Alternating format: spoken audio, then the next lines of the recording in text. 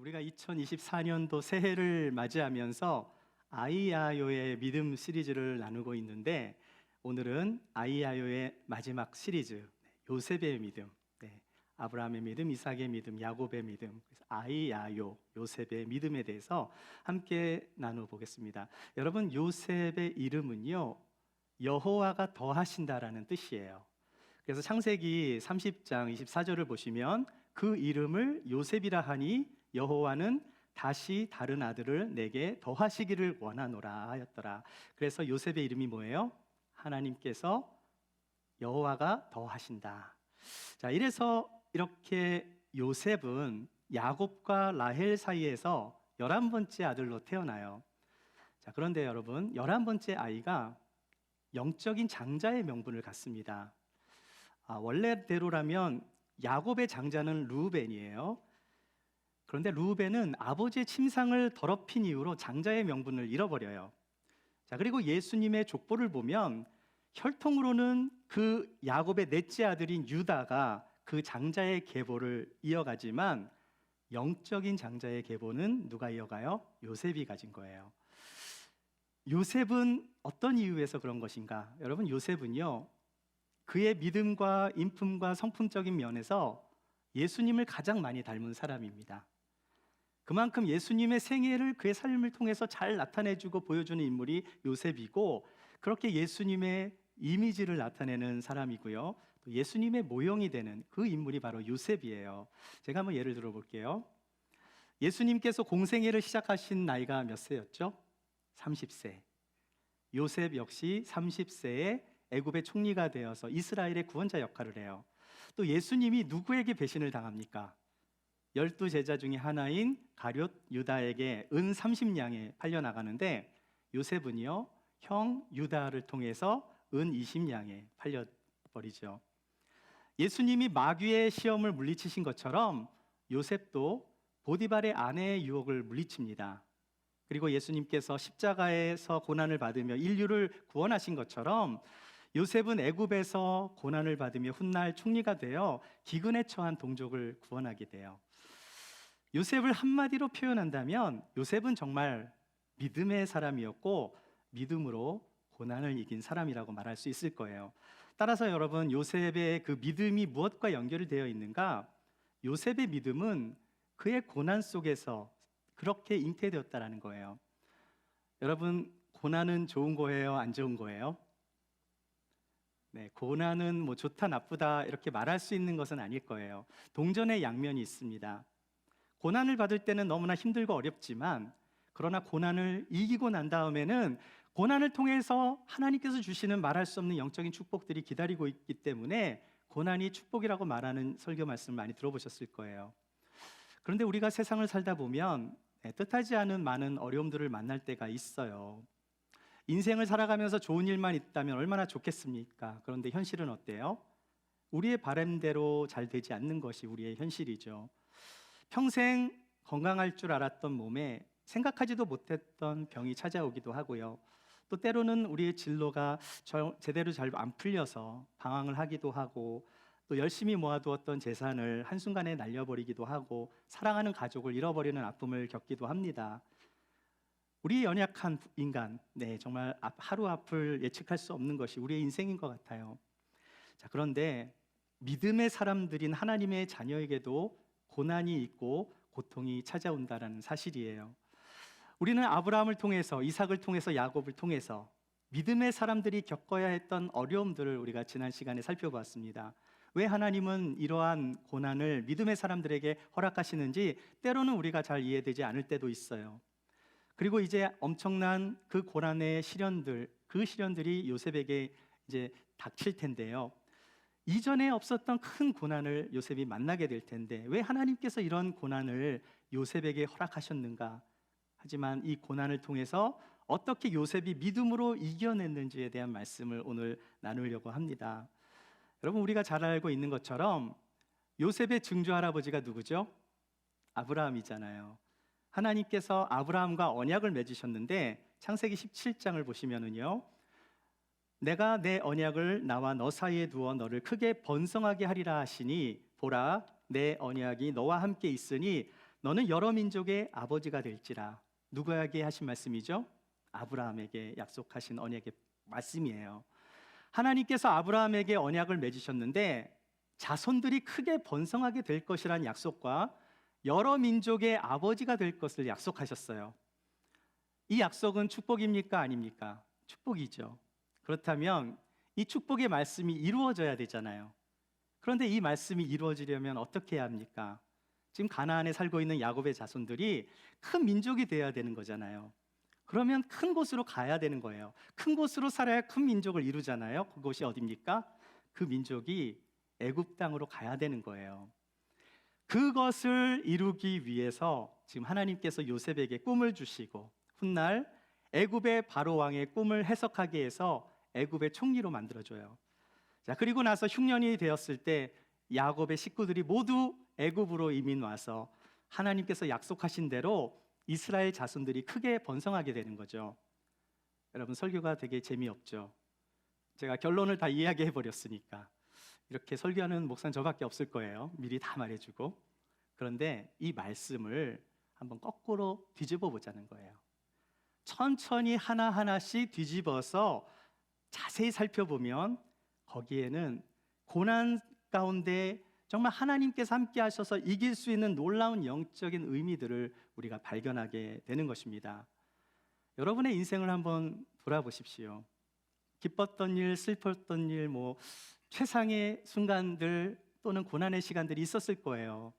자, 그런데 내 삶에서 하나님을 가장 많이 의지하고 하나님을 가장 많이 찾았을 때가 언제였는지를 한번 생각해 보세요.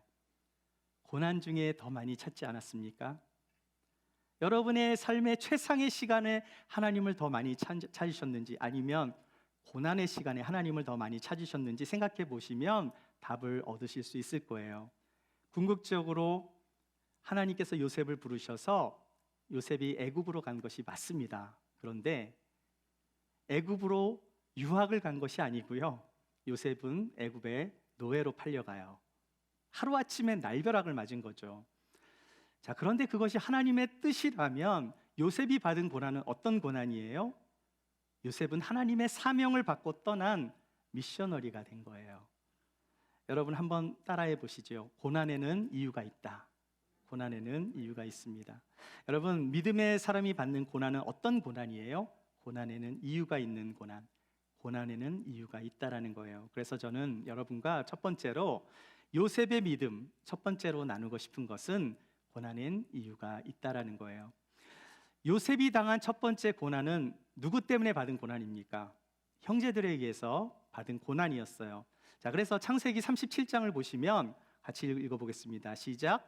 요셉이 그들에게 가까이 오기 전에 그들이 요셉을 멀리서 보고 죽이기를 꾀하여 서로 이르되 꿈꾸는 자가 오는도다. 자, 그를 죽여 한 구덩이에 던지고 우리가 말하기를 악한 짐승이 그를 잡아먹었다 하자 그의 꿈이 어떻게 되는지를 우리가 볼 것이니라 하는지라. 자, 형들이 요셉을 미워했는데 얼마나 미워했냐면 죽기까지 미워했다라는 거예요. 자, 그런데 단지 요셉이 꿈을 꾸었기 때문에만은 아닐 거예요. 꿈을 꾼 게 그렇게 밉겠습니까? 요셉이 형제들에게 미움을 받게 된 가장 큰 원인이 뭐죠? 바로 아버지 야곱의 영향이 굉장히 컸어요. 왜 그렇습니까? 야곱이 요셉을 편애했거든요. 야곱은 자기가 사랑했던 그 라헬의 아들이자 11번째 늦둥이 아들 그 요셉, 다른 아들보다 특별히 더 많은 애정을 가지고 요셉을 사랑했어요. 자, 그런데 사실 야곱이 자녀들 중에서 한 자녀만 이렇게 편애한 것은 어쩌면 아버지 이삭 때문일 수도 있다라는 거예요. 왜 그렇습니까? 지난주에도 이제 이삭에 대해서 말씀을 나누었지만 야곱이 간발의 차이로 둘째로 태어났잖아요. 발뒤꿈치, 에서의 발뒤꿈치를 잡고 태어났는데 이삭은 어떤 사람이? 이삭의 아들 그 에서는 어떤 사람이죠? 장자 에서는 굉장히 사냥도 잘하고 좀 남자답고 그런 성향의 에서를 이삭이 더 좋아했어요. 야곱은 소심하고 좀 약간 치마 품에 안긴 그 아들 같은 좀 연약하고, 이삭은 사실은 에서를 더 편애한 거예요. 사실 여러분, 자녀가 한 명 이상이라면 부모 입장에서 편애 없이 자녀를 키우는 게 쉽지 않을 것 같아요. 하지만 자녀 교육을 좀 받으신 부모라면 자녀를 똑같이 편애하지 않고 길러야 그 자녀들이 건강하게 자랄 수 있는 것인데, 안타깝게도 이삭과 야곱은요, 학부형 세미나를 듣지 못했습니다. 야곱의 식구들은 이런 갈등 구조 속에 지금 살고 있었던 거예요.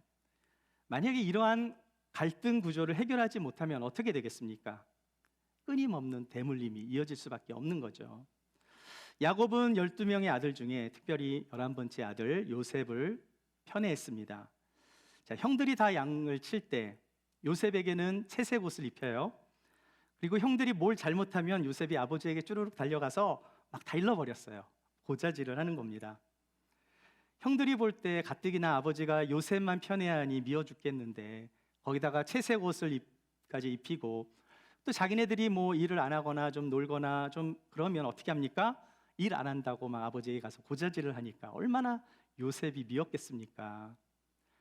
여러분, 고대 근동에서 그 자녀에게 상속자, 그 채색옷을 주는 경우는요, 상속자들에게 주로 채색옷을 입혀요. 자, 그러니까 채색 옷을 입은 요셉은 형들이 열심히 일을 할 때 룰루랄라 하면서 형들이 제대로 일을 하나 안 하나 감시나 하고 아버지께 막 일러 바쳤어요. 그렇게 놀면서 아버지의 편애를 받았던 요셉이 너무나 미웠던 거죠. 그렇게 항상 요셉은 눈에 가시였는데 여기에 기름을 붓는 사건이 생깁니다. 요셉이 꿈을 꾸었는데요, 그 꿈을 막 형제들한테 이야기한 거예요. 그 꿈의 내용이 어땠습니까? 밭에 있는 요셉의 곡식단이 일어났는데 형제들의 곡식단이 요셉의 곡식단에 다 절을 하고 있는 거예요. 자, 이것이 요셉이 꾼 첫 번째 꿈이고요. 두 번째 꿈은 여기 보니까 해와 달과 별이 11개가 있는데 이 해와 달과 11별이 요셉에게 절을 하는 꿈이었습니다. 요셉에 나오는 이 해와 달은 아버지와 어머니를 상징하는 거라 볼 수 있고요. 11별은 누가 들어도 형제들이 되는 거죠. 자, 이 꿈 이야기가 형제들에게 기분이 좋았을까요? 나빴을까요? 네. 제가 한번 예를 들어 볼게요. 한 청년이 군대에 가서 자대 배치를 받았는데 내무반에 가니까 자기까지 해서 12명이 있는 거예요. 10명은 다 상급자고 자기는 이제 가장 쫄병 중에서 기수가 자기보다 낮은 기수가 한 명 있었어요. 어느 날 이 내무반의 이 2등병이 이제 꿈을 꾸었는데 11명의 내무반 군인들이 모두 자기에게 절을 하는 꿈을 꾼 거예요. 무슨 꿈인지 내용인지는 잘 모르지만 뭔지 기분이 나쁘지는 않았어요. 자, 그런데 이것을 상급자한테 막 자랑하면서 꿈 이야기를 했다면 어떻게 되었을까? 군 생활이 편치 않았겠죠. 그 꿈이 사실이라 할지라도 상대방이 그 꿈을 들었을 때 기분이 나쁠 것 같으면 하지 않는 게 그게 지혜로운 거잖아요. 자, 우리가 말을 할 때도 상대방에게 하고 싶은 대로 내가 원하는 대로 막 말을 하면 그것이 비록 사실이라 할지라도 상대방에게 때로는 상처를 줄 수가 있어요. 말을 하기 전에 먼저 선행해야 하는 게 뭡니까? 먼저 해야 되는 것은 덕이 되는 말을 해야 하는 거예요. 자, 이것은 지혜에 대한 말씀이고요. 팩트에 대한 말을 하는 게 아닙니다.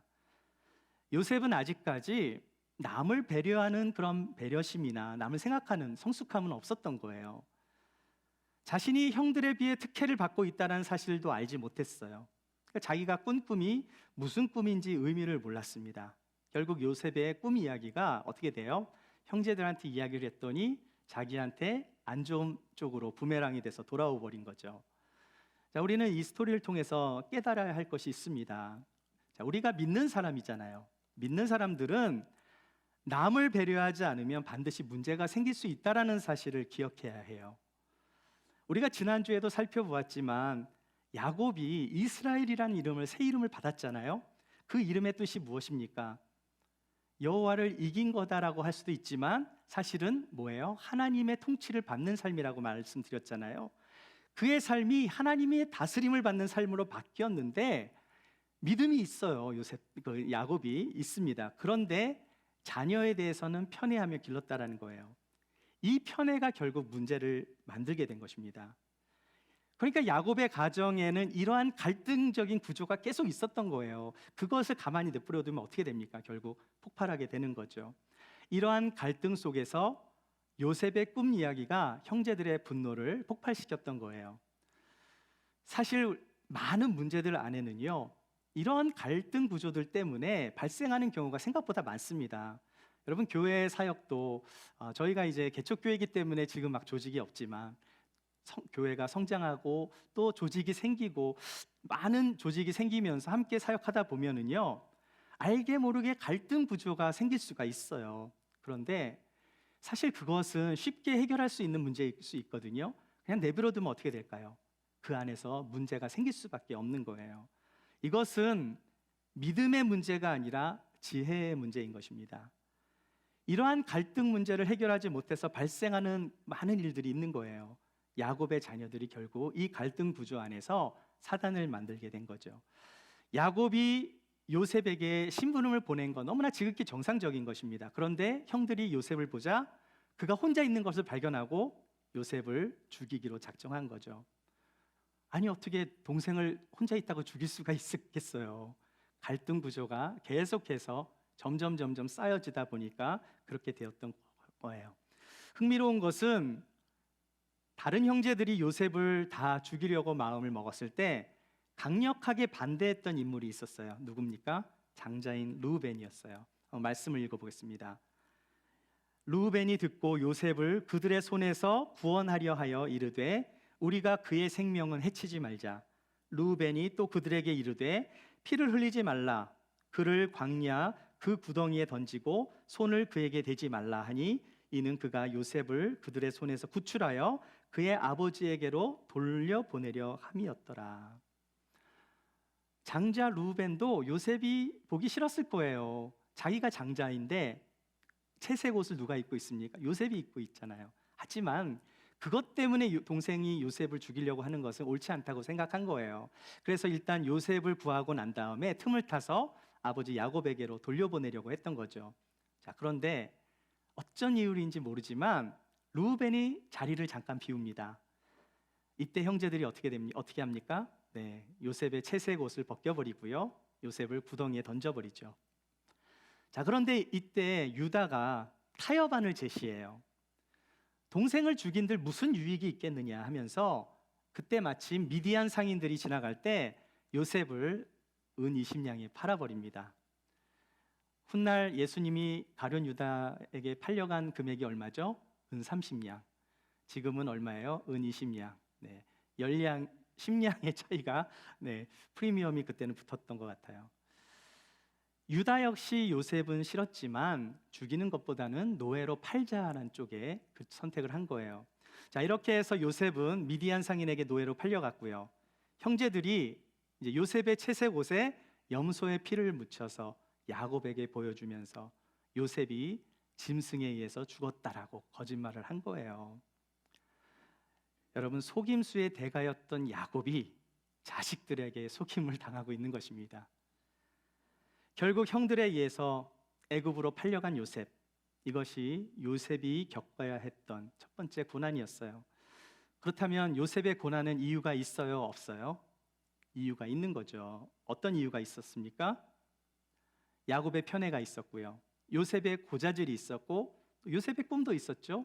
또 형제들의 시기와 분노가 있었어요. 이 네 가지가 다 고난이 될 수 있지만 또 마지막에 요셉을 구하려고 했던 르우벤이 그 자리에 없었어요. 나중에 르우벤이 다시 와 보니까 막 요셉이 죽은 줄 알고 자기도 막 이렇게 옷을 찢으면서 분노했거든요. 르우벤이 자리에 없다 보니까 형제들이 그 사이에 요셉을 미디안에 팔아버린 거예요. 자, 정리해 보면 요셉의 고난 속에는 아버지의 편애, 요셉의 고자질과 꿈 이야기, 그리고 형제들의 시기, 이 모두가 요셉이 고난을 받게 된 이유입니다. 하지만 더 큰 픽처에서 보자는 거죠. 큰 그림 안에서 보면 이러한 고난은 요셉의 증조 할아버지인 아브라함과 언약을 맺으신 그 하나님의 뜻을 이루시는 큰 그림 속에 이 요셉의 고난이 한 과정 가운데 있었다라는 거예요. 사랑하는 여러분, 하나님은 사람들의 실수를 통해서도 하나님의 뜻을 이루시는 분이십니다. 만일 여러분에게 아픔과 고민이 있다면 지금까지 겪어야 하는 많은 상처와 때로는 방황하게 하는 모든 일들, 비록 그 고난이 내가 잘못해서 내가 실수해서 벌어진 일이라 할지라도 하나님은 그 어떠한 고난도 축복으로 바꿔주실 수 있다는 사실을 믿으시기 바랍니다. 요셉의 믿음 두 번째로 나누고 싶은 것은요, 믿음은 신실함을 통해 드러나요. 17세의 어린 나이의 요셉은 형제들에게 버림을 받고 미디안으로 팔려갔는데 또 미디안 노예에서 애굽의 노예로 다시 팔려갑니다. 여러분, 믿음은요, 신실함 속에서 드러나는 법이에요. 제가 2주 전에 이삭의 믿음에 대해서도 말씀을 나누었지만 이삭이 가는 곳마다 우물을 팠잖아요. 그 팔레스타인의 구랄 사람들이 어떻게 했어요? 우물이 파질 때마다 이게 자기네 것이라고 막 우기면서 다 뺏어갔잖아요. 그렇게 뺏어가니까 이삭의 믿음이 드러납니다. 결국 어떻게 되죠? 블레셋의 왕이 이삭을 찾아와서 화친을 맺자고, 평화 조약을 맺자고 찾아왔잖아요. 이삭이 믿음이 없던 행악자들에게 하나님의 사람으로서 신실한 믿음을 보여주었을 때 그 믿음이 세상 사람들에게 드러나게 되었던 거예요. 요셉은 어떻습니까? 지금 17세의 나이로 애굽의 노예 신분이잖아요. 이후에 어쨌든 지금 요셉의 신분은 뭐예요? 노예 신분이에요. 생각해 보세요. 족장의 후손으로 잘 살아가야 할 요셉이잖아요. 그것도 채색 옷을 입으며 부모의 사랑을 듬뿍 받으며 떵떵거리며 남부럽지 않게 살아갈 수 있는 그 사람이 하루아침에 노예로 전락해버린 것입니다. 그런데 요셉은 어떤 사람이에요? 신실한 사람. 그 요셉의 주인인 보디발이 보기에도 요셉이 세상에서 볼 수 없는 너무나 신실한 사람이었어요. 여러분, 신실함이 영어로 뭡니까? faithful이잖아요. faithful. 이 faithful은 어디서 온 거예요? faith에서 온 거죠. 그러니까 믿음이 좋은 사람이 faithful한 겁니다. 신실함은 믿을 수 있는 사람을 말하는 거잖아요. 이 사람은 뭐든지 맡겨도 개런티가 되는 사람, 너무나 신실한 사람. 여러분, 사실 교회 안에서는 누구나 다 믿음이 좋은 사람처럼 보여요. 저도 믿음 좋은 사람처럼 보이잖아요. 제 아내한테 물어보세요. 아닐 수도 있어요. 자, 그런데 진짜 믿음이 좋은 사람은 어떤 사람이죠? 교회 안에서나 교회 밖에서나 항상 신실해 보이는 사람이 믿음이 좋은 사람입니다. 요셉은 비록 노예였지만 항상 신실해서 보디발이 요셉을 아껴서 그를 가정의 총무로 삼아요. 요셉은요, 스스로 나는 신실한 사람입니다라고 말하고 다닌 적이 없습니다. 비록 형제들에 의해서 팔려 나왔지만 자신의 신실을 비관하지 않았어요. 자기에게 작은 일이 맡겨졌을 때 누가 보든 보지 않던, 누가 인정하든 인정하지 않던 그런 상황 속에서 언제나 신실하게 자기에게 맡겨진 역할을 믿음으로 잘 감당했는데, 이상하게 요셉을 통해서 하나님이 하시는 일들을 경험하게 되었다는 거예요. 누가 경험했어요? 보디발이 경험한 거예요. 여러분, 교육학 용어 중에 페다고지라는 말이 있습니다. 그리스어로 페다는 이제 어린이를 말하는 거고요. 고지는 지도하다, 교육하다라는 뜻이에요. 그래서 페다고지 하면 어린이를 지도하는 교육이라는 뜻입니다. 사람들을 조사해 보면 상처를 받은 사람이 또 다른 사람에게 상처를 줄 가능성이 훨씬 높아요.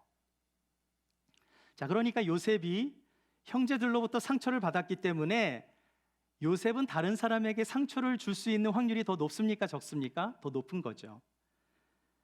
그 상처가 내 잘못이 아닌 누군가에 의해서 받은 상처를 할지라도 그 상처를 회복하지 못하고 그대로 방치하게 되면 그 상처는 결국 다른 사람을 상처를 주는데 쓰임을 받거나 어쨌든 다른 사람들에게 피해를 줄 가능성이 굉장히 높은 법이에요. 자, 그런데 이 페다고지라는 책에서 상처를 받은 사람들의 패밀리 트리를 이렇게 조사를 해봤는데 어떤 가지는 진짜 그런 상처가 전달되는 가지가 있어요. 그런데 어떤 사람들은 모든 사람이 다 그렇지 않다라는 것을 알게 된 거예요. 모든 사람들 중에서 어떤 가지는 상처가 되물림되지 않는다는 사실을 발견하게 된 거예요. 사람마다 똑같은 어려움이 주어졌을 때 어떤 사람은 고난을 받을 때 허우적거리며 헤어나오지 못하는 반면에 어떤 사람은 똑같은 고난을 당하는데 오히려 그것을 극복하고 성장하는 사람이 있더라는 겁니다. 무엇이 환경을 이기게 만드는 걸까요? 그것이 바로 믿음이라는 거예요. 믿음은 어려운 환경을 이겨나갈 수 있는 힘을 주는 것입니다. 요셉은 하나님을 신실하게 믿었거든요. 성경이 평가하는 요셉은 어떤 사람이죠? 그가 어디에 있든지, 그가 어떤 환경 속에 있든지 요셉은 형통하였더라, 성경이 말씀하고 있어요. 만일 요셉이 형들에게 배신을 당한 그 상처를 매일 묵상하면서 그렇게 고통의 나날을 보내고 있었더라면 그가 어떻게 믿음의 사람이 될 수 있었겠어요? 비록 상처는 너무나 컸지만, 누구보다도 받은 상처는 컸지만 그 상처보다 더 크신 하나님을 날마다 묵상하고 그분과 동행하는 삶을 살았기 때문에 믿음의 사람이 될 수 있었던 것입니다. 문제를 바라보면 그 문제가 더 확대되는 거잖아요. 하지만 문제 속에 하나님을 바라보면 하나님이 커 보이기 때문에 문제는 작아지게 보이는 거예요. 노예의 신분임에도 불구하고 요셉은 자신의 신세를 비관하지 않았어요. 나는 왜 이런 사람으로 태어났을까? 나는 왜 이렇게 정말 재수가 없을까? 내 신세가 왜 이렇게 처량할까? 나는 왜 이러한 아픔을 겪어야 했는가? 요셉은 자신의 환경을 탓하지 않았어요. 이것은 Y의 문제가 아니라 How의 문제인 거예요. 어떻게 이 문제를 이겨나갈 수 있는가가 중요한 것입니다. 여러분의 인생에 어떠한 아픔과 상처도 하나님께서 만져주신다면 모든 것이 회복될 수 있다는 사실을 믿으시기 바랍니다. 그런데 이처럼 신실한 요셉에게 또 다른 어려움이 찾아오게 돼요. 창세기 39장 10절과 12절 같이 한번 읽어보겠습니다. 시작. 여인이 날마다 요셉에게 청하였으나 요셉이 듣지 아니하여 동침하지 아니할 뿐더러 함께 있지도 아니하니라. 그 여인이 그의 옷을 잡고 이르되 나와 동침하자. 그러나 요셉이 자기의 옷을 그 여인의 손에 버려두고 밖으로 나가매. 보디발의 총무가 된 요셉이 노예 생활에서 이제 좀 살만하게 되었어요. 그렇게 막 노예 생활의 고난을 벗어날까 했는데 또 다른 복병이 찾아옵니다. 요셉을 신임해 주었던 보디발의 아내가 틈만 나면 요셉을 유혹하네요. 여러분, 보디발이 어떤 사람이죠? 애굽의 시위 대장이에요. 여러분, 애굽의 관리들은 당시에 최고의 미녀와 결혼을 했기 때문에 보디발의 아내 역시 상당한 미모를 가진 여인으로 생각할 수 있어요.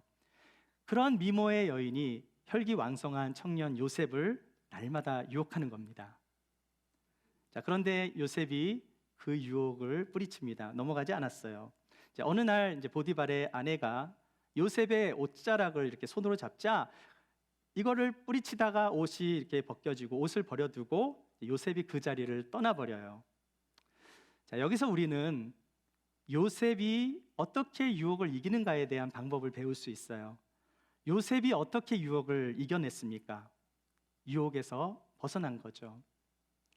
여러분, 우리가 사는 세상에서 우리가 사는 요즘 세상에서 우리의 믿음을 방해하는 많은 유혹들이 있어요. 어떤 유혹들이 있을까요? 컴퓨터. 네, 특히 컴퓨터를 많이 보는 시대에 사는 우리들은 컴퓨터를 통해서 유혹을 받게 되는 게 굉장히 많아요. 그 유혹을 이기려면 어떻게 해야 될까요? 컴퓨터를 막 버려야 할까요? 컴퓨터 자체는 죄가 아니잖아요. 우리는 컴퓨터를 통해서도 얼마든지 은혜로운 말씀을 드릴 수 있고요. 컴퓨터로 예배를 드릴 수도 있잖아요. 그런데 같은 컴퓨터로 예배를 드리지만 또 같은 컴퓨터로 음란물을 볼 수도 있는 거예요. 믿음의 사람들은 유혹을 받을 때 어떻게 해야 합니까? 유혹을 이겨내야 하는데 이길 자신이 없으면 어떻게 해야 되죠? 그 자리를 벗어나야 되는 겁니다. 음란한 사이트에 들어가서 눈을 감고 아무리 열심히 기도한다고 해서 그것을 이길 수가 없어요. 음란한 사이트를 끄고 돌아서야 이길 수 있는 것입니다. 이것이 혹시라도 어려우신 분들은 성경책을 컴퓨터 옆에 두시고 그러고 컴퓨터를 보시기 바래요. 말씀을 펴고 컴퓨터를 보세요. 굉장히 부담스러울 거예요. 그것도 못 이길 것 같으면 화면 모서리에 십자가 티켓을 스티커를 사다가 붙여보세요. 컴퓨터에다가 십자가 목걸이를 달든지. 그리고 기도하세요. 이 컴퓨터를 정결케 하여 주옵소서. 우리가 지난주 금요일에 회개 기도를 많이 했는데 컴퓨터가 죄를 짓지 않게 손을 얹고 안수기도 해보세요. 그런데 여러분, 죄는 누가 짓는 거죠? 컴퓨터가 짓는 게 아니라 컴퓨터를 보는 사람이 짓는 거잖아요. 중요한 것은 유혹을 받을 때 엄한 컴퓨터에 싸우는 게 아니라 유혹을 받는 그 자리에서 벗어나야 하는 것입니다. 자, 지금 요셉이 처한 상황은 어떤 상황입니까? 자신의 잘못이 아닌 타인의 잘못으로 누명을 쓴 거예요. 또다시 억울한 상황을 맞이하게 된 것입니다. 자신의 요구를 거절당해서 자존심이 상했던 그 보디발의 아내는요, 남편 보디발에게 그 요셉의 옷자락을 보여주면서 오히려 요셉이 자기를 유혹했다고 모함하자 화가 난 보디발이 요셉을 감옥으로 보내버려요. 자, 이제 요셉은 감옥에 들어갔습니다. 요셉이 받은 고난은 어떤 고난이에요? 믿음을 지키기에 받은 고난이잖아요. 여러분, 우리가 인생을 살다 보면 믿음을 지키기 위해서 받게 되는 고난들이 있어요. 이러한 고난은 자신의 잘못이 아닌 세상의 죄로 인해서 받게 된 고난이에요. 만약 요셉이 이러한 고난을 받지 않으려면 타협하는 선택이 있었습니다. 보디발의 아내에게 한 번쯤 눈을 감아주면 되는 거예요. 그런데 보디발의 아내의 신임을 얻어서 그렇게 했다면 요셉의 인생에 출세길이 열렸을지도 모르지만 요셉은 어떤 사람입니까? 하나님 앞에 신실한 사람이잖아요. 믿음을 택한 거예요. 여러분, 신실함이 뭡니까? 모든 환경에서 믿음을 지키는 것이 신실한 거예요. 요셉이 당한 고난은 하나님 앞에 의로운 자의 길을 가려고 했기 때문에 찾아온 고난이었어요. 요셉이 당한 지금의 고난은 이전의 형들로부터 당한 고난과는 또 다른 의미가 있는 고난이었습니다. 하지만 여러분, 그러한 고난에는 보상이 있는 거예요. 그렇게 믿음을 지키기 위해서 신실하게 살아가다 받는 고난은 하나님께서 반드시 개입해 주십니다. 하나님은 범사에 요셉에게 형통함을 주셨다고 말씀하고 있어요. 그런데 그 형통함은 감옥에서도 계속되는 형통함이었어요. 여러분, 너무나 놀랍지 않습니까? 요셉이 가는 곳마다 형통함이 있었어요. 이삭이 가는 곳마다 뭐가 있었죠? 우물이 막 파였잖아요. 우물이 막 터졌잖아요. 하나님과 동행하는 사람은 이상하게도 그가 어디에 가든지 주변에 영향력을 끼치게 되는 거예요. 저는 여러분이 어느 자리에 있든지 하나님이 함께 하시는 그런 여러분이 되시길 축복합니다. 하나님이 함께 하시는 것이 형통한 거거든요. 하나님의 사람은 그런데 자신만 축복받는 게 아니에요. 그 주변이 함께 축복을 받는 것입니다. 중요한 것은 내 안에 신실함이 없다면 선한 영향력을 끼칠 수 없다라는 거예요. 믿음은 신실함을 통해서 나타나는 법입니다. 요셉의 신실함은 감옥 안에서도 일어나게 되는데, 감옥의 간수장이 이렇게 보니까 요셉이 좀 달랐거든요. 간수장이 막 감동을 받는 거예요. 요셉을 통해서 죄인인 요셉에게 자신의 감옥 일들을 다 맡겨버려요. 그러면서 요셉은 이제 감옥에 뭐가 돼요? 감옥장이 되는 거죠. 다락방에 다락방장이 있는 것처럼 감옥에 감옥장이 된 거예요. 자, 세 번째로 나누고 싶은 말씀이 있습니다. 이게 굉장히 중요한 건데요. 믿음은 다른 사람을 윤택하게 만듭니다. 40장 6절과 7절 말씀 읽어볼게요. 시작. 아침에 요셉이 들어가 보니 그들에게 근심의 빛이 있는지라. 요셉이 그 주인의 집에 자기와 함께 갇힌 바로의 신하들에게 묻되 어찌하여 오늘 당신들의 얼굴에 근심의 빛이 있나이까? 여러분, 요셉은 꿈 때문에 형제들에게 팔려서 고난을 받은 사람이에요. 그런데 요셉은 또다시 꿈 때문에 애굽의 총리에 오르게 됩니다. 무엇이 그를 총리에 앉히게 된 걸까요? 자, 여기에 중요한 하나님의 법칙이 숨겨져 있어요. 여러분, 요셉의 꿈이 언제 실현이 됐는가 한번 생각해 보세요. 중요한 것은 요셉이 옛날에도 꿈을 꿨는데 그때는 철없을 때였잖아요. 자신의 중심에 철없게 살았던 그 요셉이 자기에게 맞춰진 관심을 다른 사람에게 두는 삶을 살았을 때 그 꿈이 실현이 되었다는 거예요. 요셉이 누명을 쓰고 감옥에 갔을 때 요셉은 감옥에서도 절망하지 않았습니다. 하나님이 함께 하셨기 때문에 감옥에 있어도 그는 형통했어요. 그러다가 그곳에 갇혀 있었던 바로의 두 신하를 만나게 됩니다.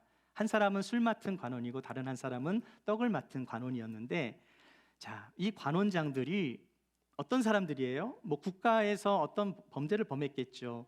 처벌을 기다리기 위해서 감옥에 왔는데 얼굴에 근심빛이 가득했던 거예요. 요셉이 그들에게 다가간 거죠. 이때 요셉이 그 두 신하들한테 찾아가서 뭐라고 말했을까요? 이제 감옥장이 됐으니까 좀 높은 위치에 있습니다. 다가가서 뭐라고 했을까요? 요셉은 자기의 꿈 이야기를 자랑하지 않았다라는 거예요. 여보시오, 당신들 내 꿈 이야기 좀 들어보세요 하면서, 난 여기 있을 사람이 절대 아니거든요. 막 누가 막 이렇게 단절하고 막 나는 절을 받는 사람이지 이런 곳에 있을 사람이 아니에요. 나는 억울하게 왔습니다 하면서 자신의 꿈을 자랑하면서 막 떠벌리지 않았다라는 거예요. 그런데 근심 가운데 있었던 두 사람을 보자 마음에 어떤 도와주고 싶은 마음이 생긴 거죠. 그래서 다른 사람에게, 그 자신의 관심을 다른 사람에게 두었을 때 뜻밖의 그 두 관원장들의 꿈 이야기를 들을 수가 있었고요, 그들의 꿈을 해석해 준 거예요. 그런데 그 꿈을 해석해 준 사람이 누굽니까? 하나님이시잖아요. 요셉의 꿈의 해석대로 떡 관원은 죽게 되었고요, 술 맡은 관원장은 감옥에서 풀려나게 됩니다. 자기가 풀려날 때 너를 기억해 주겠다 그렇게 말을 했는데요, 풀려나고 났는데 깜깜무소식이에요. 2년 동안. 근데 하나님의 타이밍은 기가 막히죠. 그 2년 후에 바로가 이상한 꿈을 꿨는데 해석하는 사람이 아무도 없자 그 술 맡은 관원장이 요셉을 기억해냅니다. 결국 요셉이 바로 왕의 꿈을 해석해 주면서 요셉이 총리의 자리에 오르게 된 거예요. 그러면서 애굽뿐만이 아니라 야곱의 모든 후손들을 기근해서 구원시킵니다. 여러분, 고난이 찾아왔는데 내가 뭔가 잘했어요. 술 맡은 관원장의 꿈을 해석해 주고 자기가 풀려나면서 당신을 기억하겠다. 2년 동안 소식이 없어요. 여러분의 삶에 2년 동안 어려움이 있는데 이거는 당연히 이거는 받아야 될 고난이 아닌데 계속해서 받고 있다고 생각해 보세요. 그럼에도 불구하고 요셉은요, 그 감옥 안에서 하나님의 은혜로 형통한 삶을 살았던 거예요. 그런데 어느 날 하나님의 때가 되니까 하나님의 기막힌 방법으로 정말 신묘막측하신 하나님의 은혜로 바로의 꿈을 풀어주면서 해석해주면서 총리에 오르게 된 거예요. 그 꿈을 주신 분이 누굽니까? 하나님이시죠. 중요한 것은 요셉이 자기의 꿈을 막 자랑하고 있었을 때 그 꿈이 이루어진 게 아니었다는 거예요. 자신의 자랑이 하나님의 기쁘신 뜻을 따르는 소원으로 바뀌게 되었을 때, 그렇게 자신에게 향한 그 관심을 다른 사람을 위해 사용했을 때 그 꿈이 이루어졌다는 사실이에요. 이제 요셉은 더 이상 철이 없는 시절의 요셉이 아니었어요. 그는 고난을 통해서 믿음의 사람으로 성숙하며 그렇게 자라났던 것입니다. 사랑하는 여러분, 믿음은 다른 사람을 윤택하게 만들어요. 은혜를 경험한 우리가 다른 사람에게 눈을 돌릴 때 하나님이 역사하시는 것입니다. 나를 통하여 하나님이 영광을 받으시고 나를 통해서 하나님의 은혜가 전해지는 거예요. 나의 꿈과 믿음이 나를 위한 것이 아니라 다른 사람을 축복하고 베풀며 다른 사람을 위하여 사용되어질 때 하나님은 나의 삶을 통해서 놀라운 열매들을 보게 하시는 것입니다. 여러분, 꿈꾸는 것 좋은 거잖아요.